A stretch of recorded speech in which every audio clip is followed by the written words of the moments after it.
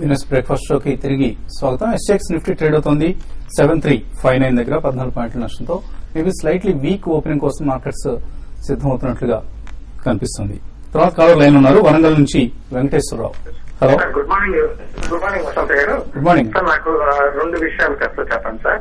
High beta stocks అంటే ఏంటి, తర్వాత ఇన్ఫో ఇండియా లిమిటెడ్ నౌకరీ దాని ఫ్యూచర్ ప్రాస్పెక్ట్స్ గురించి కాస్త చెప్పండి సార్. నేను ఫోన్ లో వింటాను సార్. ఓకే.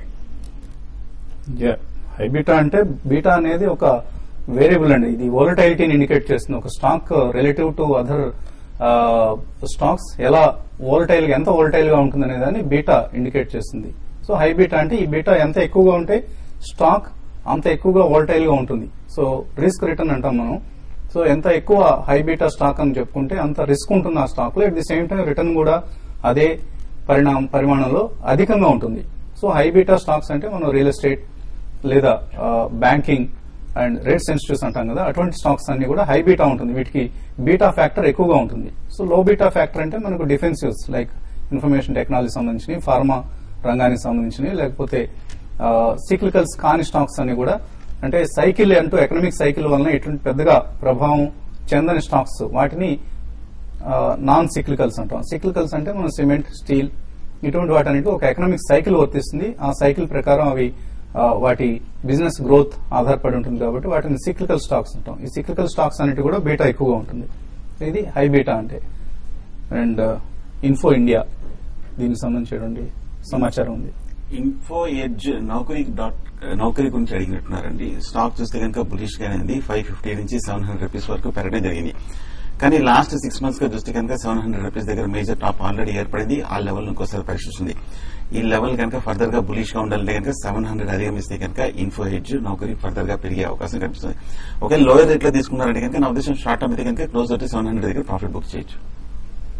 అలాగే లో బీటా స్టాక్స్ అంటే బీటా వాల్యూ తక్కువ ఉంటుంది. వీటికి అంటే 1 అనేది ఒక ఇండికేటర్. బీటా కనుక ఈ బీటా ఫ్యాక్టర్ కనుక 1 కంటే ఎక్కువ ఉంటే హై బీటా అంటారు. 1 కంటే తక్కువ ఉంటే లో బీటా అంటారు. వీటిని మనం ట్రాక్ చేయడం కష్టం. మీకు న్యూస్ పేపర్స్ లో బీటా వాల్యూ కూడా కొన్ని పేపర్స్ లో కాలమ్స్ లో ఇస్తూ ఉంటారు స్టాక్ ప్రైసెస్ లో. సో వాటిని మీరు చూస్తే మీకు ఏది హై బీటా స్టాక్ ఏది లో బీటా స్టాక్ అనేది అర్థమవుతుంది. సో రిస్క్ ఎక్కువగా ఉంటుంది హై బీటా స్టాక్స్ లో. లో బీటా స్టాక్స్ లో రిస్క్ తక్కువగా ఉంటుంది. అదే సమయంలో రిటర్న్ కూడా తక్కువగా ఉంటుంది. For instance HDIL real estate company ఇది. సో దీనికి చాలా హై బీటా ఉంటుంది. హై బీటా స్టాక్స్ లోనే బీటా వాల్యూ ఎక్కువగా ఉంటుంది. ఆల్మోస్ట్ 2.53 ఉండే స్టాక్ ఇది. అలాగే కొన్నిటికి 0.5 ఉంటుంది బీటా అనేది. ఇది కొంచెం ఫండమెంటల్ ఇష్యూ. మనకి ఉన్న 1 minute లో మనం చెప్పడం కష్టం. గుంటూరు నుంచి వెంకటేశ్వర లైన్ లో ఉన్నారు. హలో, గుడ్ మార్నింగ్ అండి వసంత గారు. మార్నింగ్ అండి. అడగండి Venkateswara. Sir good morning sir. Yeah morning. ప్రశ్న అడగండి సార్. విజయ బ్యాంకు, సెయిల్ ఈ రెండు స్టాక్స్ ప్రెసెంట్ మార్కెట్ లో ఎంటర్ కావచ్చుంటారా సార్? ఎంటర్ అయితే ఈ రెండు స్టాక్స్ వాల్యూ వచ్చే అవకాశం ఉందంటారా? ఎంతకాలం హోల్డ్ చేస్తారు ఇవి విజయ బ్యాంక్, సెయిల్? ఒక 3-4 నెలలు సార్. ఓకే. విజయ బ్యాంక్ చూస్తే కనుక 35 రూపాయల నుంచి 60 రూపాయల వరకు పెరగడం జరిగింది. ముఖ్యంగా లాస్ట్ 4-5 days చూస్తే కనుక వెర్టికల్ గా 90 degrees లో బాగా పెరగడం జరిగింది. సో టెక్నికల్ గా బులిష్ గా ఉన్నప్పటికీ ఒక కూల్ ఆఫ్ అనేది ఒక కరెక్షన్ అనేది వచ్చే అవకాశం ఉంది. నా ఉద్దేశం ప్రస్తుతానికి బై చేయదని కొంచెం వెయిట్ చేయండి. క్లోజర్ టు 40-42 వస్తే కనుక అంటే 5-6 రూపీస్ డిప్ లో మీరు విజయ బ్యాంక్ బై చేయొచ్చు. సెయిల్ కూడా బాగా బులిష్ గానే ఉంది. ముఖ్యంగా లాస్ట్ ఫ్యూ వీక్స్ గా చూస్తే కనుక 55-60 రూపాయల నుంచి ఇంచుమించు 100 రూపాయల వరకు పెరగడింది. So long term major resistance ఇక్కడ కూడా కనిపిస్తుంది. మిగతా మిడ్ క్యాప్ స్టాక్స్ లోకి ఒక డిప్ లో వచ్చాక 2 బై చేయండి. లాస్ట్ కాలర్ లైన్ ఉన్నారు ప్రసాద్ గుంటూరు నుంచి. హలో, నమస్తే సార్. ల్యాంకో ఇన్ఫ్రా 15 రూపాయలు ఉన్నాయి సార్. 12 రూపాయలు ఉన్నాయి. అది 15 రూపాయలు ఉన్నాయి. లాంగ్ టర్మ్ వెయిట్ చేస్తాం. ఎంత ఎగ్జిట్ అవ్వరా? ఎప్పుడు కొన్నారు ఇవి? కాలేదు సార్. 15 రూపాయలు అప్పుడు కొన్నాను. 15 రూపాయలు అప్పుడు కొన్నారు. నిన్న ఆల్మోస్ట్ 14 రూపీస్ టచ్ చేసి అక్కడి నుంచి వెనక్కి రావడం చూసాం. ఈ కపుల్ ఆఫ్ డేస్ గా చూస్తే ఆల్మోస్ట్ డబుల్ అయిందండి. 7 రూపాయల నుంచి 15 రూపాయల వరకు. ముఖ్యంగా లాస్ట్ 1 week బాగా భారీగా పెరగడం జరిగింది. ఇమ్మీడియట్ గా మనం కపుల్ ఆఫ్ డేస్ గా చూస్తే డబుల్ కూడా అవడం జరిగింది. నా ఉద్దేశం 15 రూపీస్ దాటాలంటే కొంచెం సమయం పట్టే అవకాశం ఉంది. షార్ట్ టర్మ్ అయితే కనుక నా ఉద్దేశం ఈ లెవెల్ లో మీరు ఎగ్జిట్ అవ్వచ్చు. లాస్ట్ బుక్ చేయమంటారు. 13 రూపీస్ ఉంది. 13 to 40 రూపీస్ ఉంది. కొంచెం ఒకవేళ 15 రూపీస్ రీబౌండ్ వస్తే నా ఉద్దేశం ఆ లెవెల్ ఎగ్జిట్ అవ్వచ్చు అనిపిస్తుంది. లోకేష్ కుమార్ మెయిల్ పంపించారు. ఫస్ట్ సోర్స్ సొల్యూషన్స్ తీసుకోవచ్చా ఇక్కడ? ఇంకా కొంతకాలం వెయిట్ చేయొచ్చా? ఓవరాల్ గా ఈ స్టాక్ కూడా మనం చూస్తే బాగా వీక్ గానే కనిపిస్తుంది. 35 రూపీస్ నుంచి 26 రూపీస్ మధ్యన ట్రేడింగ్ బ్యాండ్ లో లాస్ట్ ఫ్యూ వీక్స్ గా జరుగుతుంది. ఇండెక్స్ గా కనిపిస్తుంది, హై రేట్ లో టైర్నెస్ కనిపిస్తుంది. ఫ్రెష్ బయింగ్ అయితే అవాయిడ్ చేయండి. పి శాస్త్రి అడుగుతున్నారు, సిండికేట్ బ్యాంక్ 125 లో హోల్డ్ చేస్తున్నారు, హోల్డ్ సార్ హోల్డ్ చేయండి. లాంగ్ టర్మ్ యూనిటం బులిష్ గానే కనిపిస్తుంది. 135, 140 రేంజ్ లో ట్రేడ్ అవుతుంది.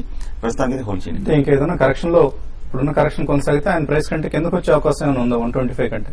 పెద్దగా వచ్చే అవకాశం లేదండి, ఎందుకంటే 125 మేజర్ బాటమ్ అనమాట. వస్తే కనుక మాక్సిమం 125, 130 వరకు టెస్ట్ చేసే అవకాశం ఉంది. ప్రమాదం ఏం కనిపించట్లేదు. బ్యాంక్స్ అంటే మీరు షార్ట్ టర్మ్ కోసం కనుక హోల్డ్ చేస్తుంటే దీని నుంచి ఎగ్జిట్ అయిపోండి, ప్రాఫిట్ లో ఉన్నారు కాబట్టి ఇప్పటికి కూడా. లేదు you can wait for next 3 to 6 months అంటే హోల్డ్ చేయండి. గణేష్ తాళ్ళూరి, సింప్లెక్స్ ప్రాజెక్ట్స్ 21 రూపీస్ లో కొన్నారు, టార్గెట్ ప్రైస్ ఎంత ఎక్స్పెక్ట్ చేయొచ్చు? ఓవరాల్ గా కొంచెం స్టాక్ కొంచెం మైనర్ అప్ ట్రెండ్ లో కనిపిస్తుంది. నా ఉద్దేశం అయితే మటుకు ఇంకా కొంచెం ఫర్దర్ అప్ ట్రెండ్ వచ్చే అవకాశం కనిపిస్తుంది. ఓవరాల్ గా ఈ సెక్టర్ కూడా పాజిటివ్ గా ఉంది, హోల్డ్ చేయండి. వెంకటరమణ ఐడిఎఫ్సి 150 కాల్ ఆప్షన్ తీసుకున్నారు, పాయింట్ హోల్డ్ ఆర్ ఎగ్జిట్? 150 అంటే కరెక్ట్ గా 140 ఆ రేంజ్ స్ట్రాంగ్ రెసిస్టెన్స్ కొంచెం దాటలేకపోతుంది. నా ఉద్దేశం ఈ సెటిల్మెంట్ అయితే కనుక క్లోజ్ చేయడం మంచిది. అనుకోకుండా బులిష్ గా అయింది స్టాక్, కరెక్షన్ లో మరికొంత డీప్ కరెక్షన్ వచ్చే అవకాశం కనిపిస్తుంది IDFC. B Jagannath Naidu, IVRCL తీసుకుందాం అనుకుంటున్నారు నెక్స్ట్ 8 months కోసం, తీసుకోవచ్చా? ప్రస్తుతానికి అయితే వద్దు, ఎందుకంటే ఓవరాల్ గా మార్కెట్ బాగా బులిష్ గానే ఉంది. నా ఉద్దేశం డిప్ వచ్చిందని కనుక క్లోజ్ టు 20 రూపీస్ దగ్గర తీసుకోవచ్చు ఐవీఆర్సీ. శ్రీనివాస్ జ్యోతి విజయనగరం నుంచి అడుగుతున్నారు, స్టాక్ పేరు రాలేదని మీరు స్టాక్ పేరు రాయకుండా ప్రాఫిట్ బుక్ చేసుకోవచ్చు అని అడుగుతున్నారు. అండ్ మనకి సమయం కూడా మించిపోయింది. ఇది వాటి బిజినెస్ బ్రేక్ఫాస్ట్. మధ్యాహ్నం 1:30 స్మార్ట్ ఇన్వెస్టర్ లో మళ్ళీ కలుద్దాం.